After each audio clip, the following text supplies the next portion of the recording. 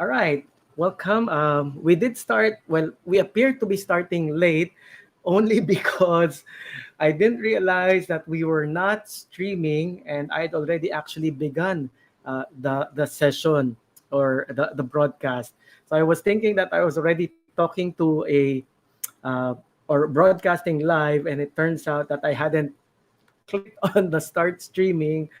So now I'm doing it over, but for you, the experience is that you're just starting the session. So welcome, welcome to our conversation for today. This is the third that we're doing. I don't think I intended to run a series, but it turns out that for the other two topics that I did previously, they were talking about talent management, and I just realized that even for today, it was still about talent management or talent development. Okay, so unbeknownst to me that has been the path that we've been treading all along, and I hope you're getting value from this one.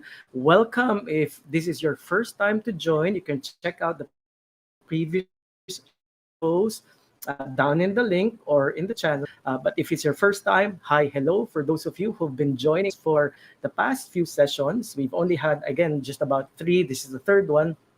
um, Welcome back, and hope you have a good time today as we dive deep into our topic, our chosen topic for the session today. If you are still here, I did see that there were some in the stream who have been waiting and who weren't able to get in at the time that we're supposed to start because again of my mistake. But if you're here, you can also just again say hi over at the say hi over wherever you are, YouTube or over at Facebook. And I don't know if I'm linking this on LinkedIn, but if it is, just again, just say hi. Okay. So that aside, let's get started. Let's get started again for me, but let's get started just for you. Gemma Onalid is saying hello, everyone. There you go. Welcome. Good morning. Good morning also from Sherry Lane. Who else is here? Nice of you to drop by. Hello, Sir Lito Lupena, watching from Samal, Bataan. Aaron Rondilla. Thank you. Good morning. How is it there? It's actually raining today here in Manila. I have a window right beside me, and almost when it rains, I tend to um, look out because it just makes me a little bit more, I don't know, relaxed. I don't know that's what rain does for me. Anyway, so let's head on to our topic: the leader's role in capacity building. Why did we choose this? Well, I've been giving a workshop quite recently. The last few sessions that I've been giving have been about leadership and also management. And the stress has always been trying to differentiate the two. And they are actually really different, both the work of the leader and the work of the manager. Sometimes it does get muddled because there are some managers who have leadership capabilities, and then there are some leaders who never really exercise the management role. And then sometimes there are those who have the title but never really fulfill both leadership and management. So it got me to wondering, especially thinking about talent development, if there was also a difference that people need to appreciate between the two, so that again talent management in any organization becomes more effective, because you can't have just one of these roles, like the manager, just the manager, or just the leader fulfilling capacity and capability building. It really has to be a work of both of these individuals, both of these roles, to bring about true capacity and capability development within an organization. And we need to set them apart because their role does play some value. But we are focusing much more on the leader's work, and you'll understand why in a moment. Okay, but first let's head on to our topic. Why leadership, or why the leader? Why is it that we want to focus? Well, primarily, again, first, the difference between the leader and the manager. The more popular words associated with the role of the leader have always been the following. Whether you go through any literature, any workshop, or even your own understanding, right?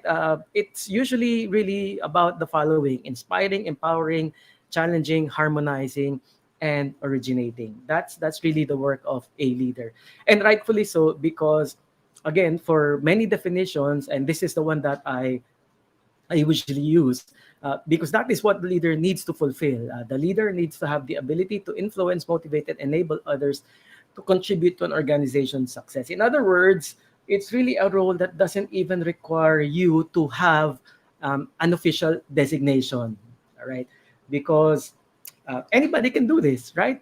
I don't know if in your organization you can think of people who do not have, seemingly do not have a leadership title, and yet they're able to influence, motivate, and enable others to act. And that's really wonderful. That tells you the kind of power that that role or that title has, being a leader, right?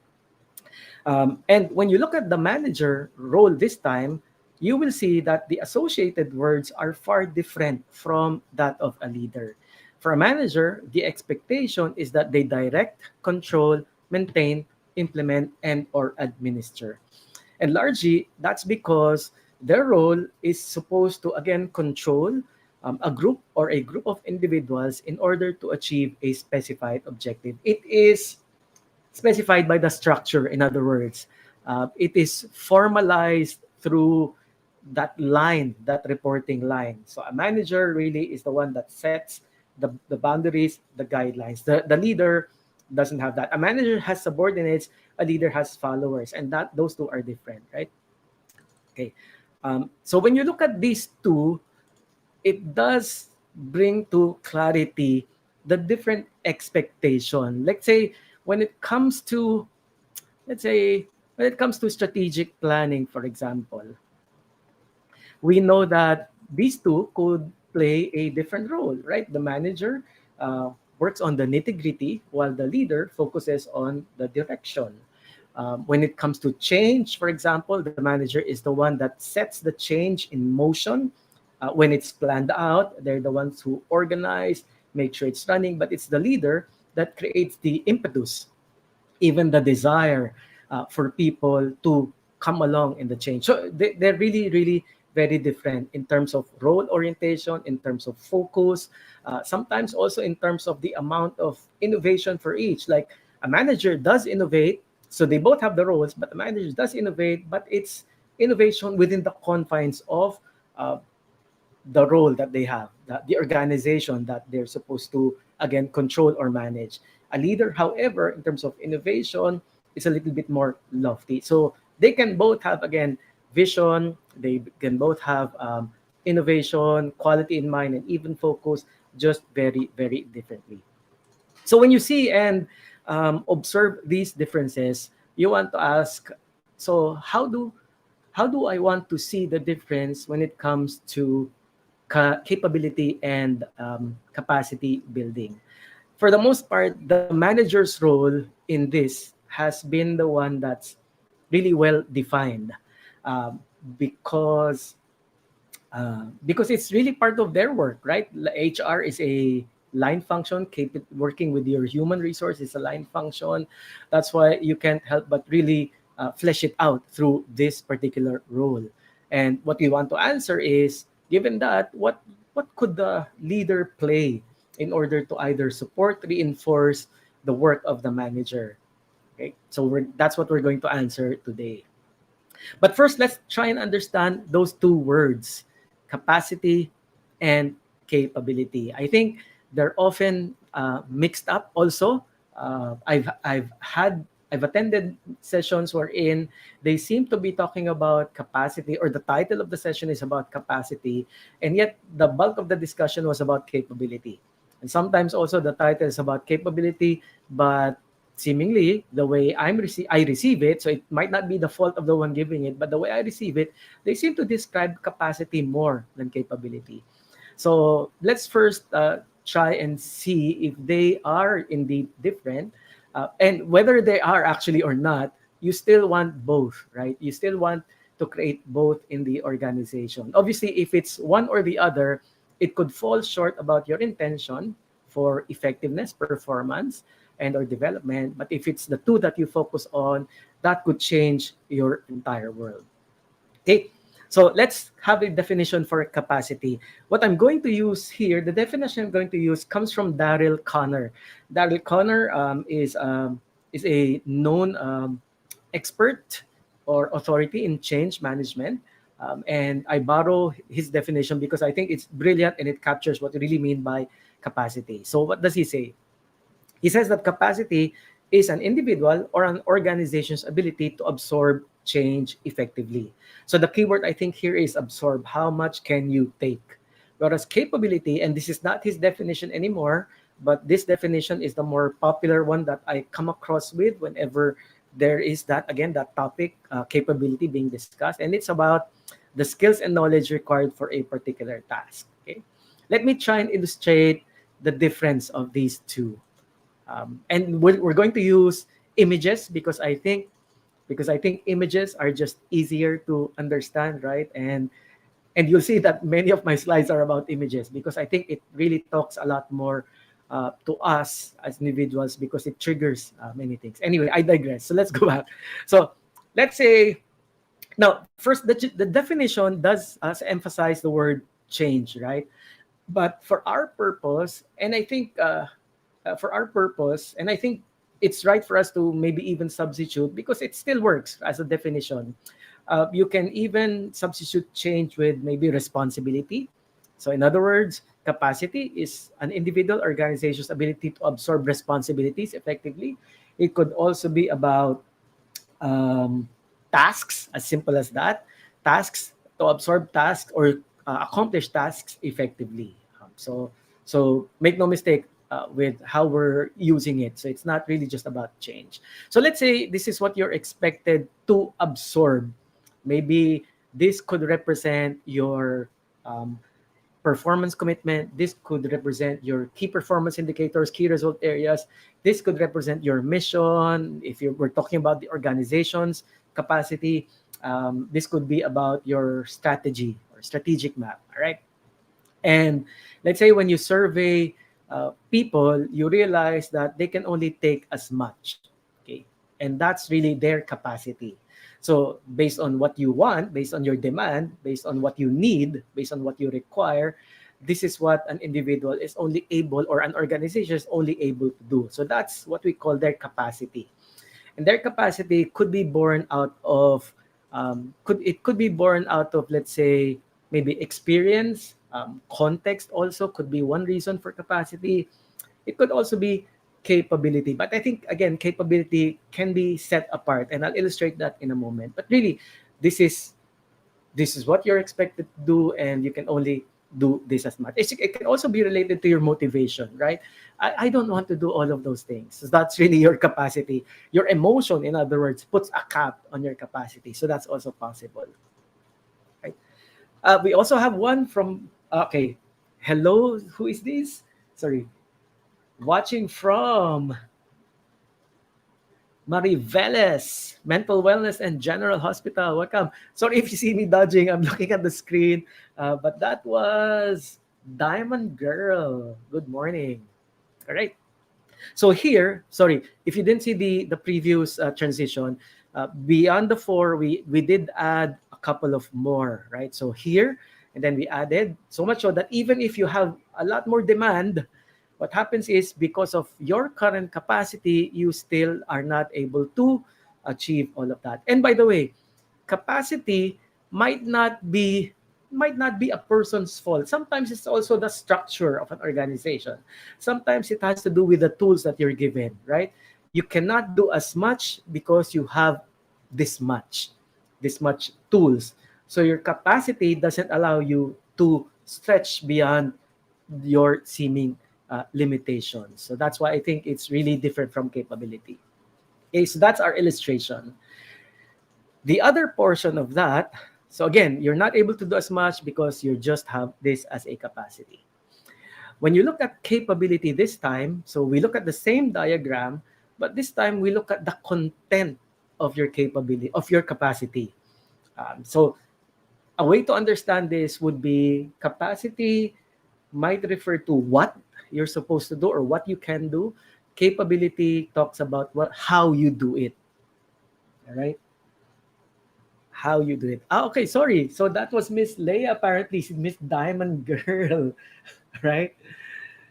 Using daughter's account. You're welcome. And the daughter would be surprised. Why are you following? Why am I following this all of a sudden? Anyway, welcome to our session. So it could really be that. So let's say, let's do an illustration there. Let's say these are all of your capacity, but in terms of your capability, you don't have the requisite skills or knowledge, or you still have areas for improvement. So what you want to do is now even more compromised or saddled by how you're able to do them. And that's really what I call the relationship. And hopefully it becomes clear to you, at least from where I'm coming from, capacity and capability, right? So what's even interesting about this is that our illustration really just refers to an organization or maybe just an individual within the organization, right? And we see based on this that they can do as much, and what they can do does have some limitations, right? So it's not too promising, so to speak.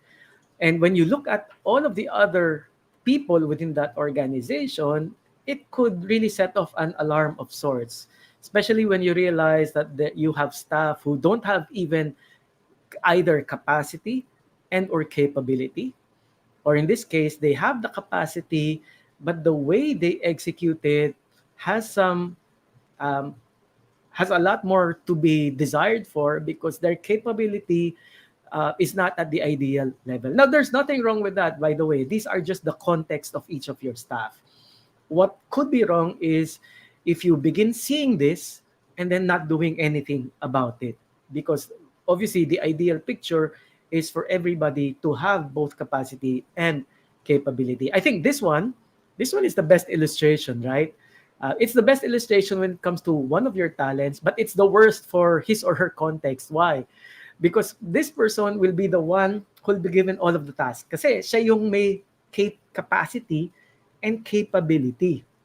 So obviously, I will not give it to somebody who doesn't have the capacity to perform work, nor the capability. I'll give it to somebody who has both.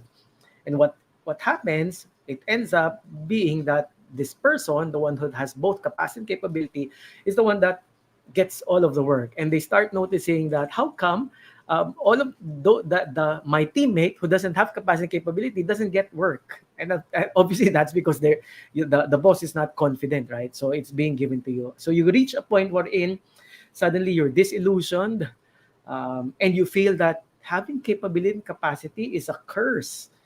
Because while I'm capable and while I have the capacity, I end up doing all of the work. And in some way, those who are lacking in either capacity or capability seem to be in a better place. So it really creates what you might call a sad situation, which we need to address. Ergo, the requirement for, again, capacity and capability building. The ideal scenario really is to create some sort of balance or distribution of these two across your staff. And we did say earlier that the manager has the best hand in doing this. Now, there could be a lot of um, capacity and capability models that you're aware of, that you probably even use as a professional. But here I'm going to present to you just a 4-step process, which typically falls under the job of the manager in doing capacity capability building. It comes in an acronym called DARE. I spoke about this briefly in the previous episode. We went through it quickly because we were talking about linchpins, if you recall, right? But really, it's about these 4 steps. You can have a 5-step process, a 7-step process, but trust me, it all boils down to at least 4 of these key steps when it comes to, again, capacity and capability building. So what does DARE mean?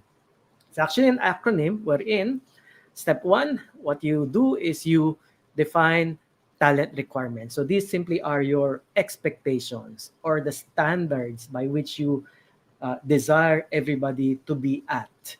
A stands for assess talent quality. So this is when you begin comparing your actual talent, your incumbents, against the your expectations or your standards. R stands for realize, especially when you in after your assessment you see that there's a gap to your defined requirements. Let's say you expect them to have this much, you assess them and you realize they have this much.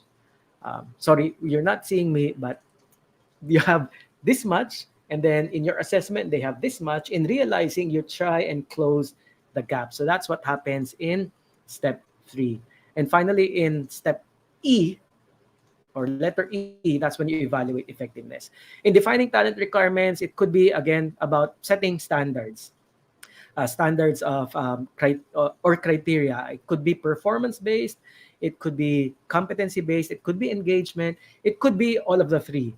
But when you combine, when you have this much criteria, it just makes it harder. Like for people to get through, if you will have a lot more criteria than just one. Like for example, just having competency requirements is a lot already. You can have 10 and people could maybe pass just half of that, and then you're even going to look for performance and engagement. So they could be really tough standards to penetrate. It's fair to have all of those because again, you're looking for an ideal talent. Maybe you want to distribute weights, maybe provide more emphasis on competencies versus performance, so on and so forth. All right, so those could be some of your strategies. But once you've set that up, what you want to do now is select assessment tools to gauge how your talents, are against your requirements. And your assessment obviously should be aligned to your criteria. If your criteria has heavy emphasis on performance, you want to use performance evaluation as your assessment tool.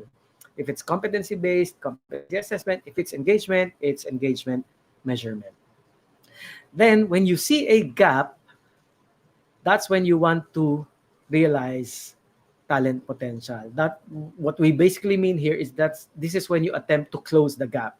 So you either implement learning and development interventions, or maybe coaching or mentoring programs, or if, for example, the gap is not as significant, talent capitalization, or sorry, I think talent capitalization is what you use if there is no gap. In other words, in terms of the standard you set and in terms of your assessment, there was no gap. Obviously, you want to uh, keep that talent, you want to make use of that talent, and you want to avoid abusing that talent as well. That's what we mean when you want to capitalize. At the end of that, when all gaps are closed, that's when you think about what you do, either continuing development or maybe find a career path for them, or even outright place them in where they might fit. And that's really overall the manager's role, simply the dare process. Let me give you a quick example of how this might look like if we did implement it. If you do implement it in your organization, let's say define talent requirements. You say, I expect people in this organization to demonstrate critical thinking, working with others, and to also demonstrate commercial thinking. Commercial thinking is about entrepreneurship, right? Or being familiar with numbers. Uh, and then the assessment you use, let's say, could be resulted in this following data set, that you find out that your talent, one of the talents that you assessed, does have critical thinking. They're skilled, but in working with others, they are short. They are in wanting to demonstrate that. So unskilled, and also for commercial thinking. When you say some areas for in need of development, they're close to the profile, they're close to your expectation. When you say unskilled, they're far from it. So you now know the emphasis is on working with others, because for that requirement, there is a large gap. And next to their agenda would be commercial thinking, because there are some areas in need of development. So you begin closing that with, let's say, a combination of structured or formal intervention, such as books, watching videos, or having them attend a classroom or an online learning program. A social intervention, wherein what you implement are coaching or performance discussions, or maybe a workplace intervention, which gets their hands dirty, so to speak. Kasi when you say workplace interventions, they're doing live experience-based, real experience-based, applied skills. And then when you succeed in these interventions and you're able to create a talent who is now skilled in critical thinking, skilled in workforce, in working with others, and skilled in commercial thinking, you now think about what to do with them. And one could be vertical placement, meaning promote them, or maybe you get them to be in line for as a potential successor. So these could be the many things that you will do if you implement there. And again, this is really much of the work that a manager does, and it's not yet really what a leader does. And I'll get to that in a moment. Okay, so hopefully that clarifies. And it's really the work of the manager, because if you look at it closely, it harmonizes with the words that we have strong association to the manager role. And what are those words again? The following: directing, controlling, maintaining, implementing, administrating. Because it's really about the process, right? Maintaining, implementing, ensuring that this process produces people who are capable and have the capacity. When you use this model, and let's say this is what you require leaders to also do in an organization, this is when you realize that it doesn't it doesn't align with what we typically expect leaders to be doing, which is inspiring, empowering, challenging, harmonizing, and or originating. Hardly will this process fulfill this. So in other words, it takes a different set of roles, priorities, or a model for a leader to be able to bring about capacity and capability building in an organization. So what is that? What is it that a leader should do? What is it? What is the leader's role in capacity and capability building? So let me share with you the answer now. Okay.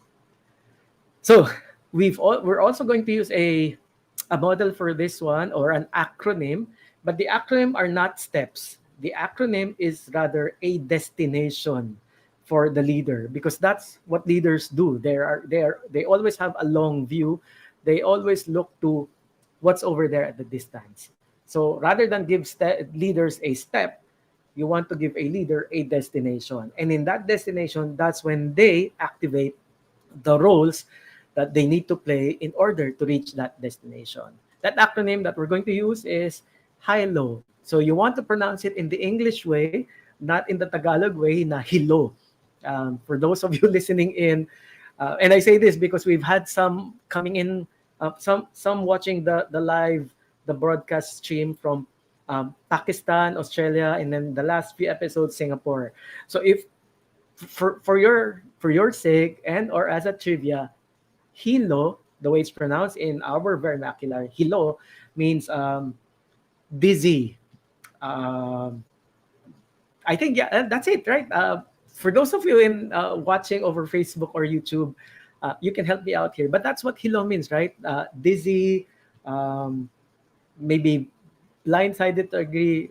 So it's not an accurate word for what a leader's responsibility, or what a leader should be directed or leading towards when it comes to capacity building. So stay away from that. Let's use again how we would pronounce it in English, which is high low. So what does high low stand for? High low simply means high impact learning organization. So that's what a leader should desire to do.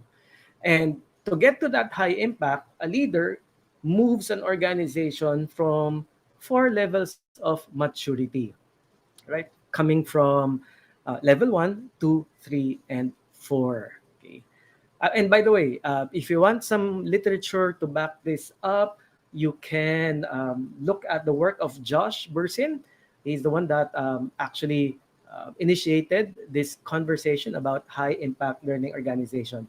They've actually He's actually done a lot of research, and it's worthwhile reading actually. And I'll share some of that data also in our discussion in a moment. But very, very surprising findings, and also quite intriguing revelations about the disciplines of many organizations today about learning, in again his work. So I think there's also a website named after him, so joshberchin.com, so you can take a look at that. I'll add the links also in the show notes after our broadcast today. Okay, so let's first understand what are these four levels and why are they maturity maturity, a maturity continuum of sorts. Level one is what he calls to work towards high impact learning. You want to start at level one, which is simply just incidental training education. Level two is about excellence in training and development. Level three is talent and performance improvement. And level four is developing organizational capability. Let's do some quick dives into each of them. So level one is simply about incidental training and education. This is where many organizations start at. This is the type of learning that happens when there is no formal L&D organization, or let's say the L&D in your organization um, does more of the administrative stuff rather than the active part of really ensuring that capability and capacity is built within the organization.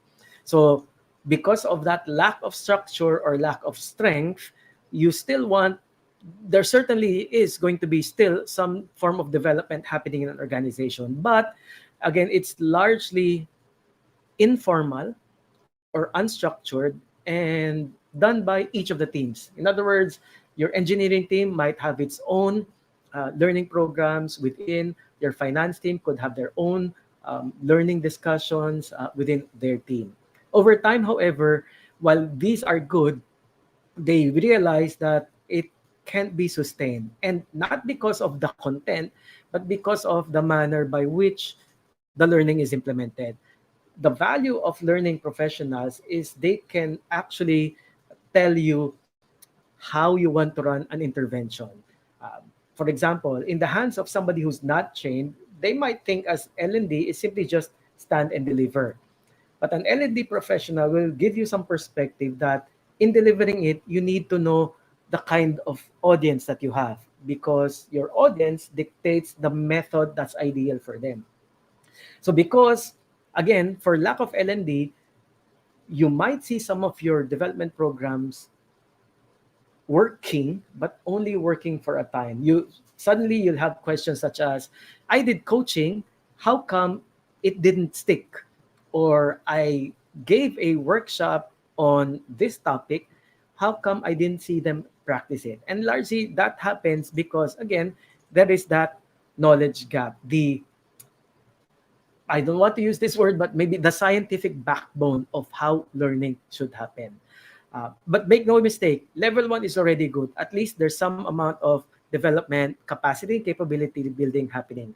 And largely, this can happen in an organization, especially when a leader fulfills his or her role of empowerment. In other words, they allow people to really take responsibility for development. But it could fall short, which is why you want to move to a higher level. That higher level, level two, is when you now have a formal structure for learning, an actual group in an infrastructure that helps govern the entire learning process. And the result of this obviously would be standardized design as well as implementation of programs, including assessments. And while it's easy to talk about it, to get to that level where you're really fully functional could take many years, which is why later on you'll see that in the data of Josh Bersin, they found out that many more organizations are at this level and are also stuck at this level. But again, this happens because the leader now is has sought to inspire the organization to do better. And also to support everybody that, okay, let's just consolidate learning so that we have a more deliberate and purposeful perspective in getting it implemented. And the leader just allows that to happen again through this step. Level three, however, is when the leader suddenly becomes more involved, because now they're looking at the alignment between performance and the people in the organization. So in level three, the focus on performance, where talent development is a core competency, is what happens. So learning activities are more tailored to the needs defined by per role or function. So virtually, you're not doing training for the sake of training, but there's a purpose to the training, or What's a way to describe this? Level two could be you promising there's going to be development. Level three is when you show the proof of development, that there is an outcome to all of the L&D that happens. ROI could be one of the things that you witness at this level, level three. And the leader can make this happen because, again, they're now seeking for harmony between what you expect the organization to be able to perform or produce and the development that's required in order to produce and guarantee that. Okay, so definitely you are really much more mature when it comes to L&D at this level. Level 4 is when you now aspire for organization capability. So this is both anticipatory, building on additional competence and preparing for more capacity in the organization, and at the same time ensuring flow that people are able to exercise both their capacity and capability. So when you look at this, and the leader's role here, by the way, is the leader, what the leader is doing at this point is now challenging the organization, not just L&D, but challenging the entire organization to be able to do a lot more. So when you look at this, it now gives you really what the leader is supposed to do, their role in capacity building. And that very simply is to empower, to inspire, to harmonize, and to challenge. Uh, that's what I like about this particular um, topic or discussion that we're doing. As they empower, they allow for incidental training and education to happen. Once they inspire, they now espouse excellence in L&D.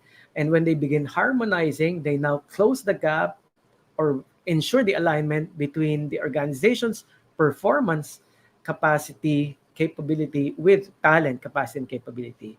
And ultimately, when they challenge, they now bring about true organizational um, impact, right? And they're able to move this through their role from level 1 to 2 to 3 and to 4. Today, however, based on the study of Josh Bersin, based on my own observations as well, there are a lot more organizations who are at either level 1, 2, or 3, right? In fact, in the study, I think they said it currently sits at 94. The distribution is, I forget the distribution, but put that all together, about 94% of organizations that were part of their study all fell within either level 1, 2, or 3. And a small minority of 6% are at level 4. And that's a strong message for me. The way I see it is that many organizations are at this level because the leader has been empowering, inspiring, and harmonizing, but also because the manager has been doing their part, their model, in other words. But what is lacking and what is causing the 6%, I think, is also the leader forgetting this other role, which is challenging. And that's really, I think, should be the focus of many leaders today when it comes to capacity and capability building, simply challenging. Now, why do they need to challenge? Well, if there's empowerment, if there's inspiration, if there's harmony, you really just get people to stay within what they're used to. In other words, the comfort zone. Now, this word, this word alone actually is very powerful because it connotes images of the bed, images of your blanket, cozy blanket, your warm pillow. It's a safe space to be at, right? But nobody stays forever in a comfort zone, right? You don't stay in bed forever. You always want to look for something. You can get bored, and yet, because of inspiration, empowerment, and harmony, you can still end up staying there. And so, when a leader does the challenging, the leader now pushes people to get into what we call the fear zone. I like this because, as I've often illustrated in many of my workshops, right? Comfort zone is maybe us when we go to our default, like this simple exercise of clasping your hands together. This is our default. This is very comfortable. This is what we're used to. When you're challenged, and let's say the challenge, the metaphor for that could be a different, just placing our fingers arranging it differently from what we're used to, um, that creates a sense of discomfort, because again, this is what we're comfortable in, this is what we're used to, this is not what we're used to, so we're uncomfortable. And yet, when the direction is that's going to stay forever, we become fearful, because again, we're not used to it, we're not confident, and when fear is there, we could be tempted to go back. But you can make this happen by um, repetition, emotional involvement, but then it is entering into what we call the fearful state. But if you do overcome that fearful state, you now enter in what we call your learning zone, right? Because now you learn how to do things differently. Now you know better. But it often comes after that discomfort, or after overcoming the fear. But once you've learned, obviously that's when you grow. And this is why I think the word challenge should be the key roles or priority um, of leaders today. Apart from empowering, inspiring, and or harmonizing, it should really be more of challenging. And also because as you challenge, especially when you see this image again, so we're just going back to where we started and we're nearly the end, guys. uh, Once you challenge, you now begin again building capacity, preparing first capability. So that's what you close, because you've challenged, they've overcome from their comfort zone to the fear zone to the learning zone, and finally to the growth zone. And once they become capable, they're now ready to take on more. So you also improve capacity over time. And while maybe the rest of the organization, the teammate of this person is not yet there, maybe it could set off a contagion of sorts, wherein everybody starts also building that capacity and capability. But it all happens with the leader's role. Aside from the manager doing his or her work, which is there, the leader also fulfills his or her role in capacity building, which is to inspire, to empower, to harmonize, but ultimately to challenge. And that's it. That's the role. That's a leader's role in capacity and capability link. Far different, but but equally valuable to what we're used to seeing, used to appreciating, because the manager just does their work excellently in capacity building. But you need to stretch out from that. You need to move out of your comfort zone. So the leader will have value in that area. Breathe in and breathe out. So hopefully that's given you a great perspective about what you can expect, or what you should get your leaders to work on, right? Setting that, again, inspiration, the harmony, even empowering your L&D or anybody else who's involved in the capacity and capability agenda within the organization. But most especially, out of those three roles, emerging, which is the forgotten, is to wear that role of challenging. Challenge out of the comfort zone, challenge further beyond the fear zone, so you can get to the growth zone, the learning zone, and then ultimately the growth zone. Now, next month, we will have another live session, and it's going to be about how to, oops, sorry, it's going to be about how to get to the next level, right? So hopefully this is something that you will look forward to as well. Um, get some of your friends to also log in and get into this class. We're not sure of the date yet, but it is definitely going to happen in November. We do seek out to do these live sessions monthly. So this is the one for October, and this is what we're slated for in November. And hope to see you there as well. Now, as we close, again, don't forget to like, subscribe, so that you're aware of the other uh, live streams that are about to happen, and also some of the posts that I'm working on. Hopefully, it gets through to the channel. But also do share this link, especially for those whom you think will benefit from the lessons that we covered in our session today. Right.